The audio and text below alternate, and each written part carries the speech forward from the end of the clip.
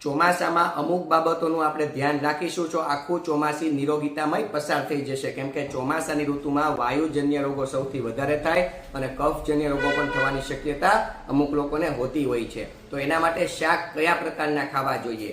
તો ગલકા છે, કારેલા છે, તુરિયા છે, પરવળ છે, કંટોલા છે, દૂધી છે, આ પ્રકારના વેલા વર્ગના શાક ખાવા જોઈએ. અને કોબી અને ફ્લાવર ભૂલથી પણ ન ખાવા જોઈએ. કઠોળની આપણે વાત કરીએ તો કઠોળમાં સર્વશ્રેષ્ઠ ગણી શકાય એવા મગ છે, એને મગને પણ લસણ અથવા આદુનો વઘાર કરવાનો, એટલે સરસ મજાના સુપાચ્ય થઈ જશે અને વાયુજન્ય અને કફજન્ય રોગો પણ શાંત થવા લાગશે.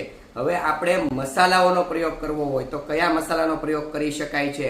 તો કે તજ છે, લવિંગ છે, એલચી છે, મરી છે, સૂંઠ છે, આ પ્રકારના મરી મસાલાનો પ્રયોગ કરવાથી પણ આપણને વાયુજન્ય રોગો પણ શાંત થાય છે અને આખું ચોમાસું નિરોગીતામય પસાર થાય છે. જો ધાન્યની વાત કરીએ તો જુવાર અને ચણાના લોટની વાનગી ખાસ કરીને ખાવી જોઈએ, પરંતુ એમાં પણ આદુ અથવા લસણનો પ્રયોગ કરવો જોઈએ, એટલે તમારું આખું ચોમાસું નિરોગીતામય પસાર થઈ જશે.